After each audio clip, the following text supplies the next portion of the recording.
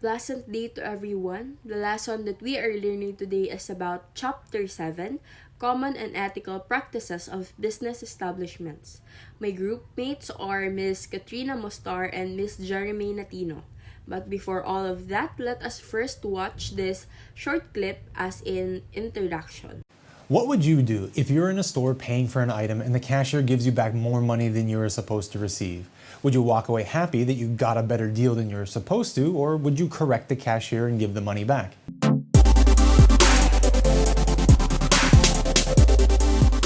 Hey guys, Travis Stewart here and welcome back to The Business Mindset. We are faced with ethical dilemmas almost on a daily basis. And unfortunately, some people don't always follow the moral code of doing what is right. They don't consider the cause and effect of their actions, putting their own benefits before anyone else. Going back to the example of the cashier. If you walked away with the extra cash thinking, well, they should do their job better, or it's fine, the company factors in for human errors. What if that wasn't the case? What if the cashier had to personally pay back any differences when cashing out at the end of the day, or worse, what if they lost their job as a result? Let's do another classic example of an ethical dilemma. Let's say that you control the switch on a set of train tracks. The train is currently going to hit and kill 5 people on that track. If you switch it, it'll only kill 1 person. But here's the dilemma. You are now responsible for the death of that person. What do you choose? Not an easy choice, is it? Likely, most of you would save the 5 over the 1, but let me add another factor to the train dilemma. What if that one person on the other track was someone that you knew? If that person was your mother, your spouse, or your child? Is your answer still the same? Each year, 1 in 7 large corporations commit some sort of fraud where they put their personal gains before those who would be impacted by the unethical action taken. We've seen this in the banking industry with Wells Fargo, where employees created millions of savings accounts for people without their permission. Car companies like Volkswagen lying about their cars' emission results. Oil and gas companies such as Enron that had billions of dollars in debt from their financial statements, as well as Facebook who provided users' personal data to Cambridge Analytica without their users' consent. So why is it there are some companies putting the cart before the horse when it comes to ethical behavior? Is it ego? They don't want to show weakness? Was it the pressure from shareholders to meet or exceed quarterly or annual results? Despite the ever-growing regulations to stop unethical decisions from being made, these type of unethical business decisions are still happening today. Of course, the examples I gave are from a general outside perspective of large companies, but consider the impact of a lack of ethics within all levels of an organization, not only at the executive level. A lack of ethics has a negative effect on employee performance. There are cases when employees are so concerned about getting ahead and making money, they ignore protocols of their work, which can lead to errors that impact various departments in the organization because the work has to be done again the right way. There are also times when employees have the mindset that acting ethically and following the rules will not get them ahead. So they're demotivated, which also leads to a decrease in performance. A lack of ethical behavior can also cause tension among employees. If some employees are breaking the rules to get ahead, it creates a culture where you can't trust anyone out of the fear that they'll take advantage of you to satisfy their own desires. This is incredibly damaging to a business since most businesses rely on teams or departments collaborating to make the company successful. Worse yet, if a manager shows a lack of ethical behavior, he'll likely lose the respect from his staff. As I'm sure you know, it's difficult to run a successful business without leaders who are well respected within the organization. It's far too common when managers and supervisors use their position and power to mistreat and disrespect others. There's little protection against abusive behavior in the workplace, unless the situation you're in involves race, gender, or ethnic origin. And even this will vary depending on the country you're working in. The quickest way to lose trust with your employees is to lie to them, but employers do this all the time. 1 out of every 5 employees reported that their manager or supervisor has lied to them within the past year. I don't know the severity of the lies from the statistics. Some consider white lies as being acceptable in cases where you're protecting someone's feelings. But in the end, lies always reveal themselves, and at some point the employee will still lose trust with you for not being honest and straightforward with them. And if a lack of business ethics becomes known by the public, the business will lose credibility and trust, which is very difficult to overcome because the brand will be associated with that negative action for years into the future. Especially today, when there's an increased focus on corporate social responsibility and their impact on labor practices, the environment, discrimination, etc. As for the learning outcomes for this chapter, we should be able to familiarize ourselves of the common and ethical practices of business establishments, such as misrepresentation and over-persuasion, Describe how direct representation is committed by business firms such as deceptive packaging, misbranding or mislabeling, false and misleading advertising, adulteration, weight understatement, and measurement understatement, and also the quantity understatement. We should also describe how indirect representation is done by business firms such as caveat emptor, deliberate withholding of information, and also the passive deception. We should also describe how over-persuasion become unethical. Describe some unethical corporate practices of the board of directors, executive officers, and lower level manager, and also the employees. I will discuss about the common unethical practices of business establishments. Unethical problems in business ethics may occur in many types and forms. The most common of these unethical practices of business establishments are misrepresentation and over-persuasion. Misrepresentation is a false statement made intentionally by one party, and it may be classified into two types, which is the direct and indirect misrepresentation.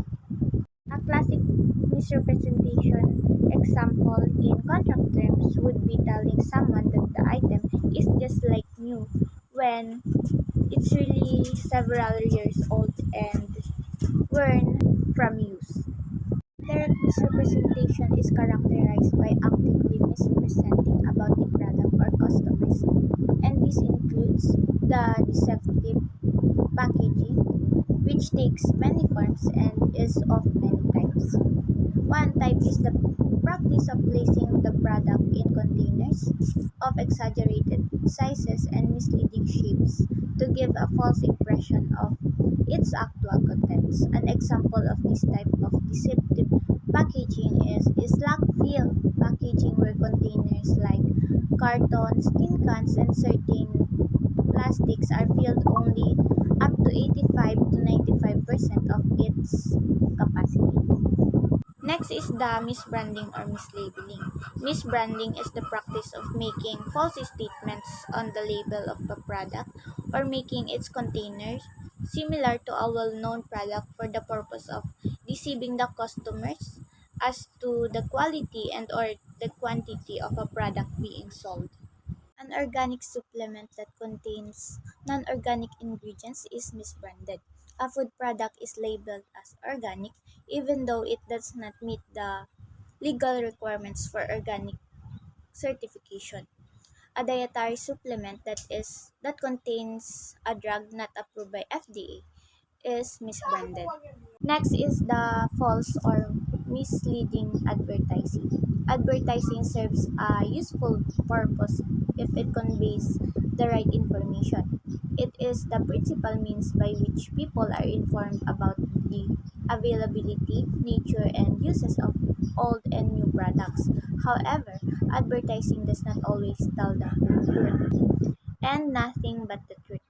If it greatly exaggerates the virtues of a product and tells only half of the truth, or else sings praises to its non-existent virtues. If advertising does not provide a useful service anymore to the customers, it can become the agent of misrepresentation. Examples are: number one is the advertisements with pictures or statements that convey exaggerated impressions of the product's reliability or quality.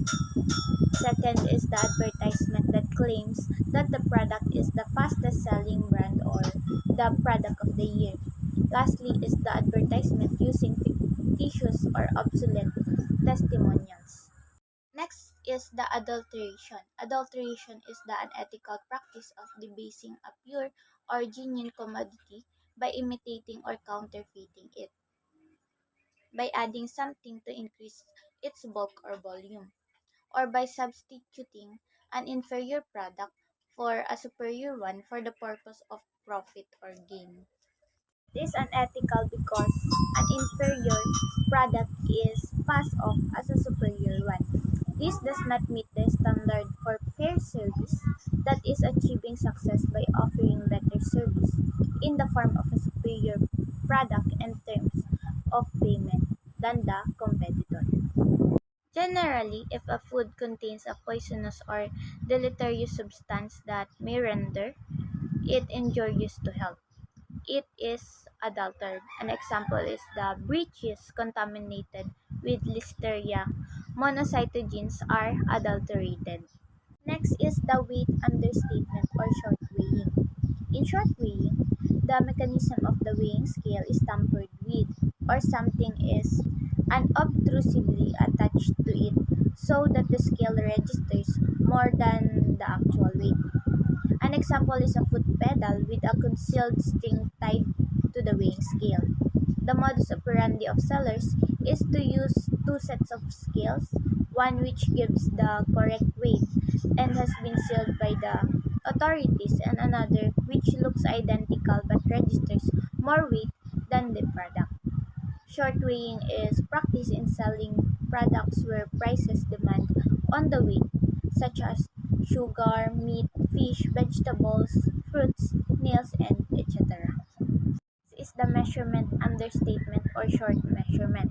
In short measurement, the measuring stick or standard is shorter than the real length or smaller in volume than the standard. This unethical practice is found in selling situations where the price of the product depends on its length, such as selling clothes or textiles, electric cords or wires, or on its volume, such as selling rice by the sack. Lastly, in the direct misrepresentation is the quality understatement or short numbering.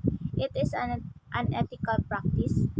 The seller gives the customer less than the number asked for or paid for.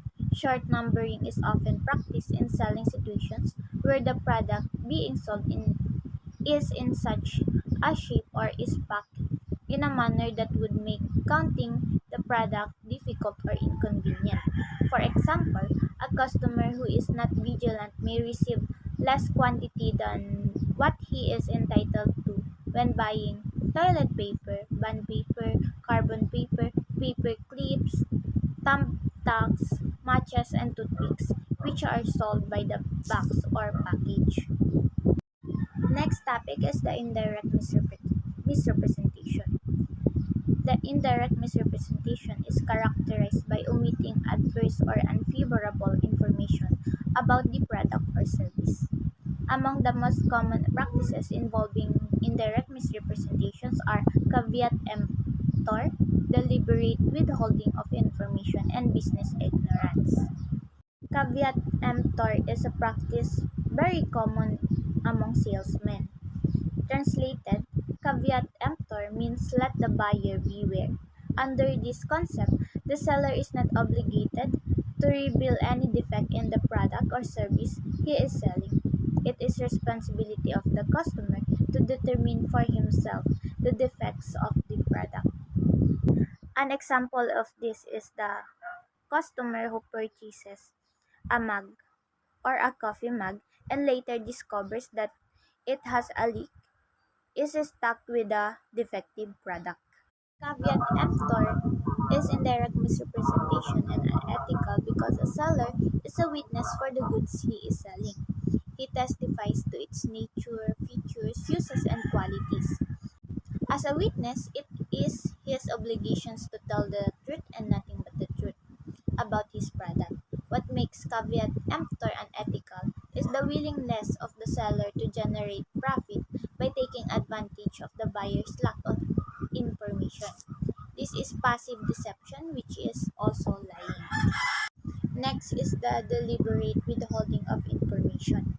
Following the argument that caveat emptor is unethical, the deliberate withholding of significant information in a business transaction is also unethical.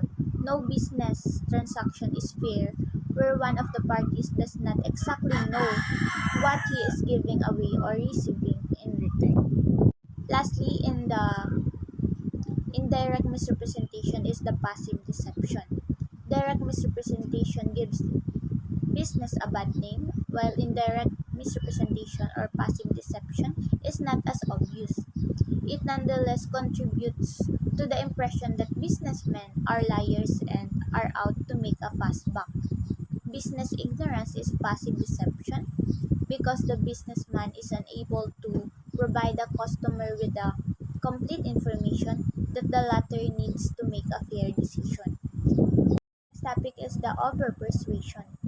Persuasion is the process of appealing to the emotions of prospective customers and urging him to buy an item of merchandise he needs. Persuasion is legitimate and necessary in the selling of goods if it is done in the interest of a buyer, such as persuading him to get a hospitalization insurance policy. However, persuasion used for the sole benefit of the selling product without considering the interest of the buyer is not ethical. The common instances of over-persuasion include the following examples. Number one is the urging a customer to satisfy a low priority need for merchandise. Second is the playing upon intense emotional agitation to convince a person to buy. Last is the convincing a person to buy what he does not need just because he has the capacity or money to do so. Next topic is the corporate ethics and ethical practices of corporate management. Practices of corporate management that involve ethical considerations may be classified into two: practices of the board of directors and practices of executive officers. In many cases, the practices may apply to both categories of corporate management, and the only dividing line is the financial magnitude and implications of a particular corporate management practice. Some unethical practices of the board of directors. Number one is the plain graft. Some of the board of directors help themselves to the earnings that otherwise would go other stockholders. This is done by voting for themselves and the executive officers' huge per diems, large salaries, big bonuses that do not commensurate to the value of their services. They can also reduce the earnings going to the other shareholders by authorizing purchases of goods and services for the company's use at a price higher than normal.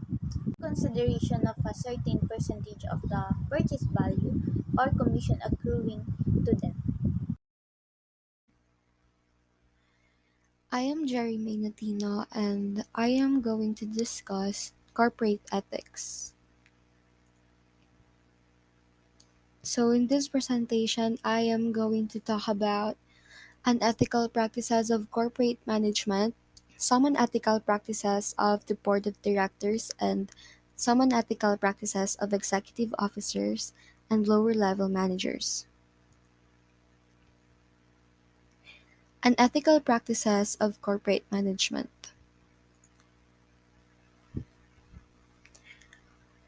Practices of corporate management that involve ethical considerations may be classified into two.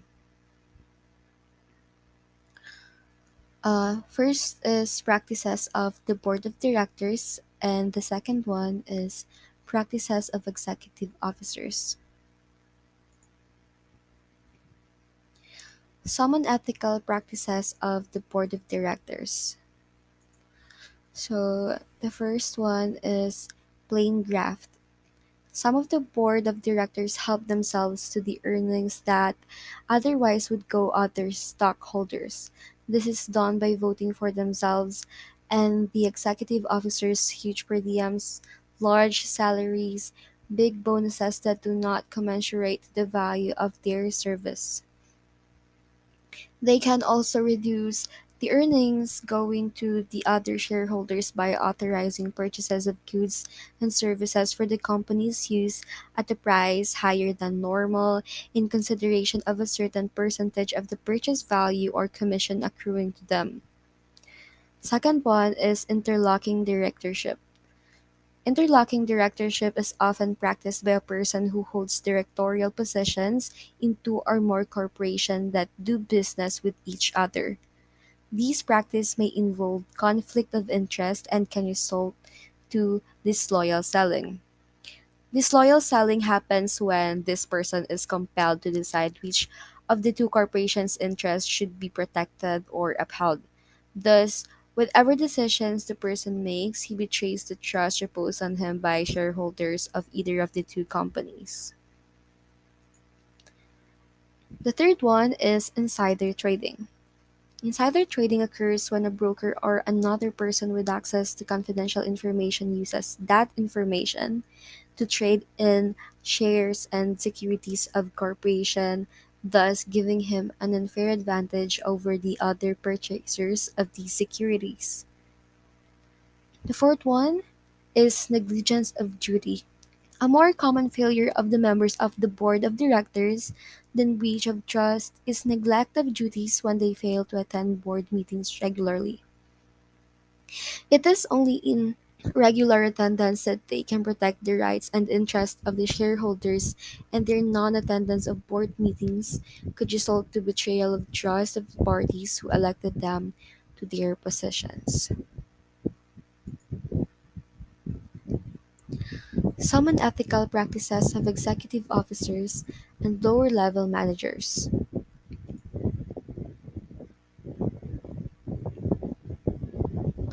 To a lesser extent, executive officers may also guilty of unethical practices. All the unethical practices of the members of the board of directors discussed are activities they are also capable of engaging in, tough perhaps to a lesser degree because of a certain limits to their authority. Unethical practices that are more common to executive officers and lower level managers are: 1. Claiming a vacation trip to be a business trip.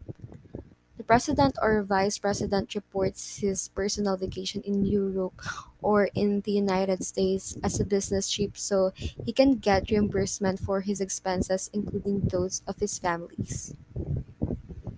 The second one is having employees do work unrelated to the business.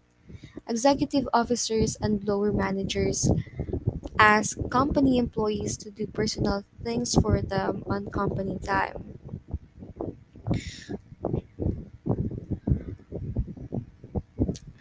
Uh, so the third one is loose or ineffective controls. Managers do not provide adequate controls to remove temptation and to prevent discourage employees from engaging in unethical practices. A manager has the moral obligation to provide a proper control atmosphere so that his subordinates will not be tempted to commit dishonest acts. A manager indirectly betrays the trust placed on him by higher executive officers if the administrative and accounting controls in his office are so weak or effective that employees are given the opportunity to misappropriate funds or engage in petty thievery. Fourth one is unfair labor practices. The labor code lists the following as unfair labor practices committed by an employer on employees or a group of employees who have organized themselves into a union. A. To interfere with, restrain, or coerce employees in the exercise of their right to self organization. B. To require as a condition of employment that a person or an employee shall not join a labor organization or shall withdraw from one to which she belongs. C. To contract out services or functions being performed by union members when such will interfere with, restrain, or coerce employees in the exercise of their rights to self organization. D.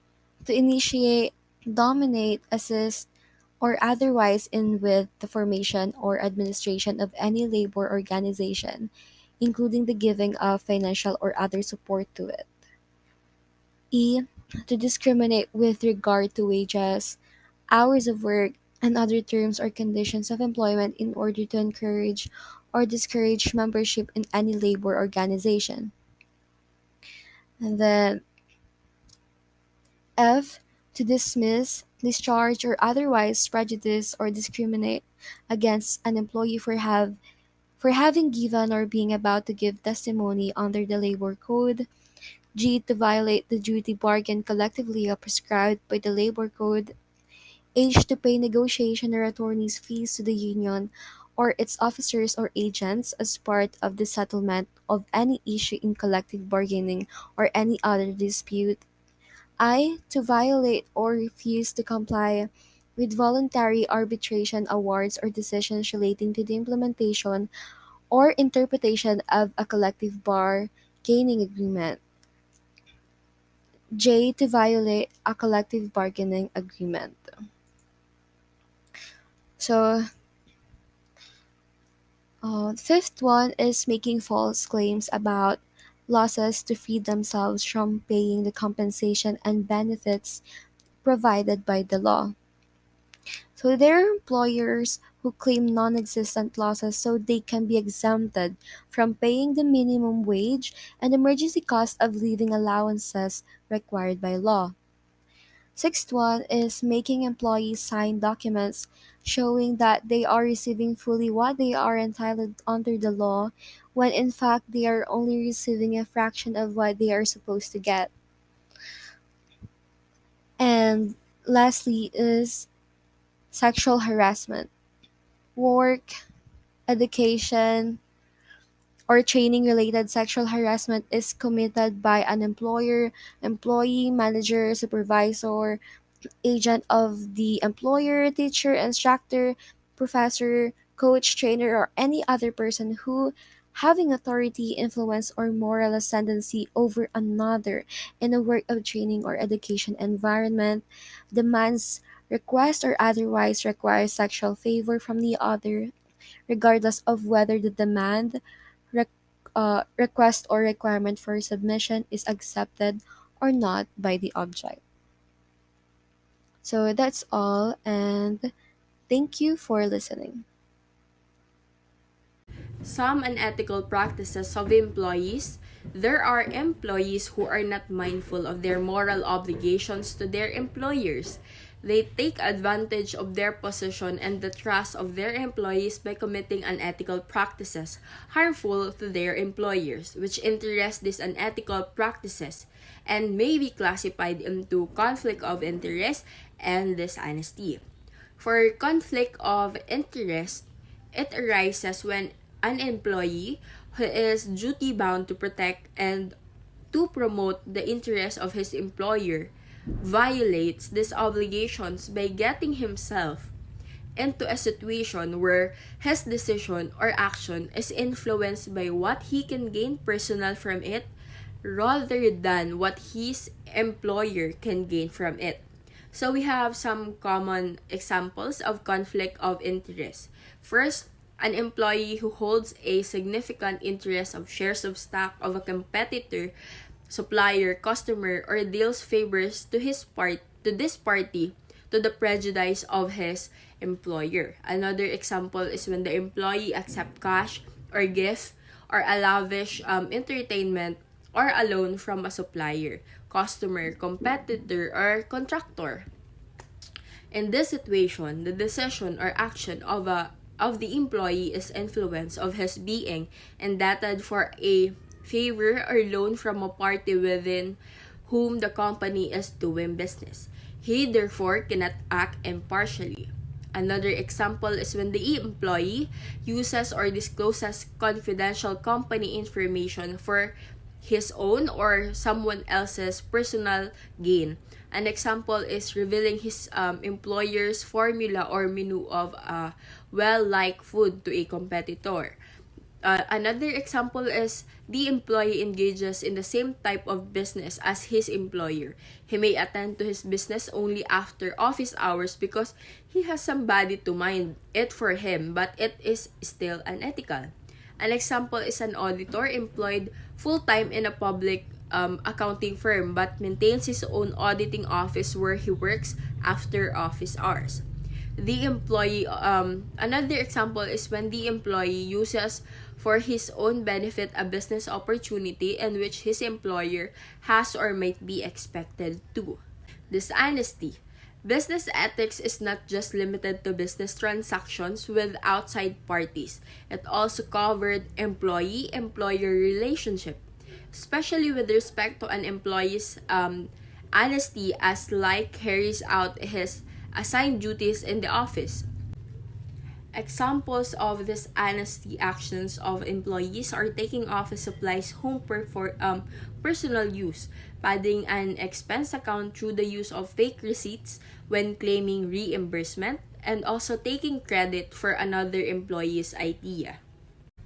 So we now arrive to the answering of questions for you to test yourself if you have gained knowledge or not, and please be honest with yourself. The first question: what are the two most common types of unethical practices of business establishments as far as the products or the customers are concerned? We have misrepresentation and over persuasion.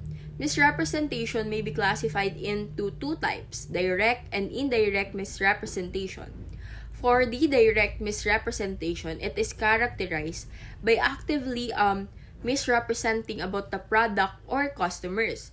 This includes deceptive packaging, misrebranding, or mislabeling, false misleading advertising, and adulteration. We have also we also have weight understatement or short weighing, and also the quantity understatement or short numbering.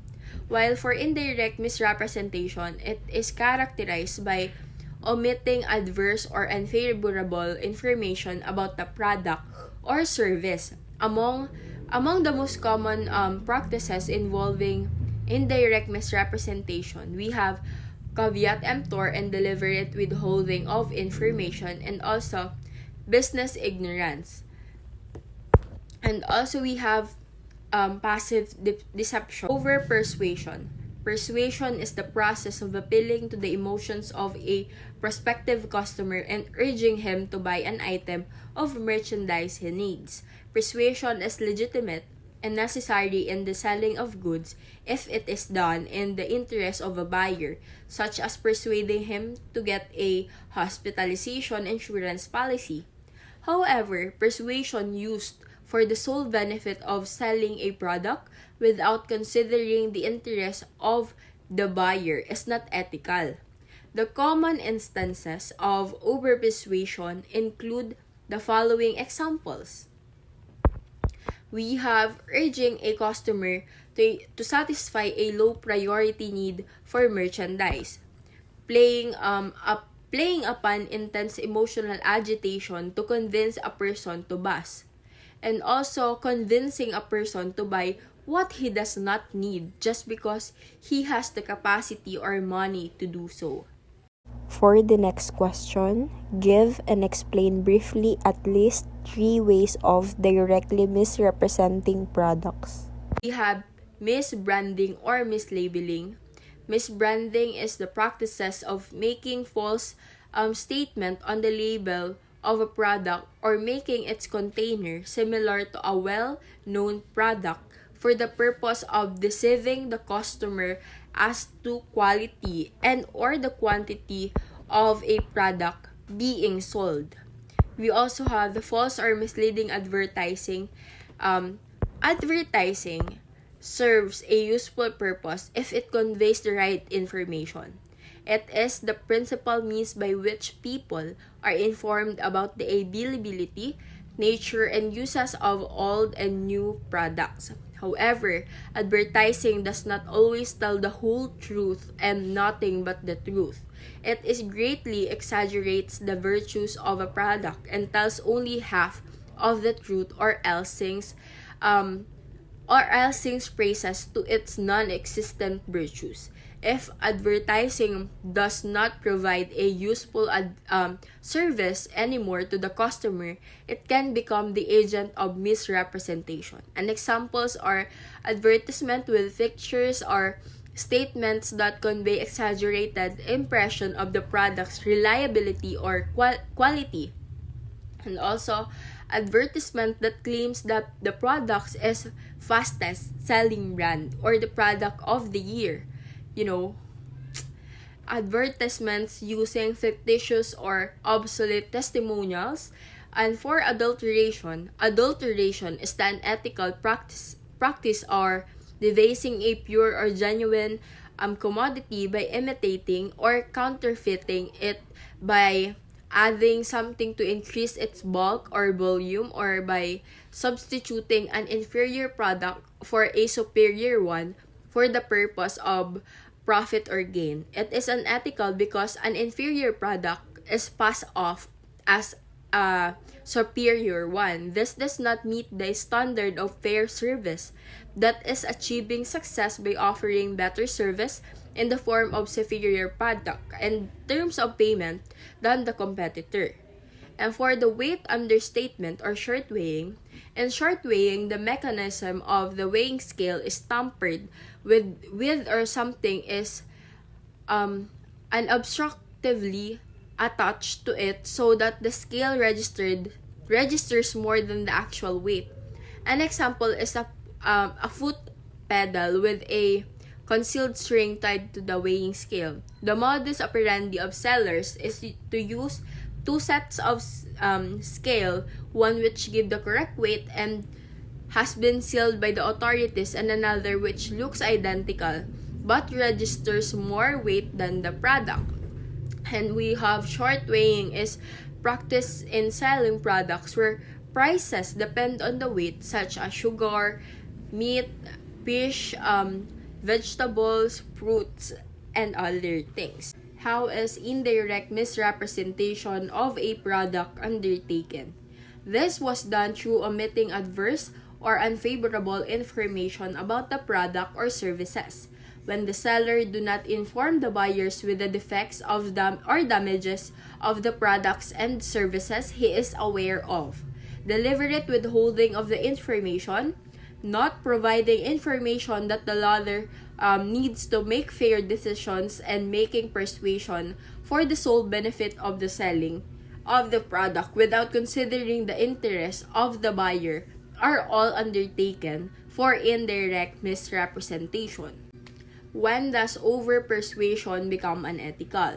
When done only for the benefit of selling the product without considering the interests of the buyer. Next question. What are some of the unethical practices of executive officers may be guilty of? Claiming a vacation trip to be a business trip, having employees to do work unrelated to the business. Laws or ineffective controls, unfair labor practices, and also making false claims about users to free themselves from paying the compensation and benefits provided by the law, and making employees documents showing that they are receiving fully what they are entitled to under the law, when in fact they are only receiving a fraction of what they are supposed to get. That would be all. Thank you for listening.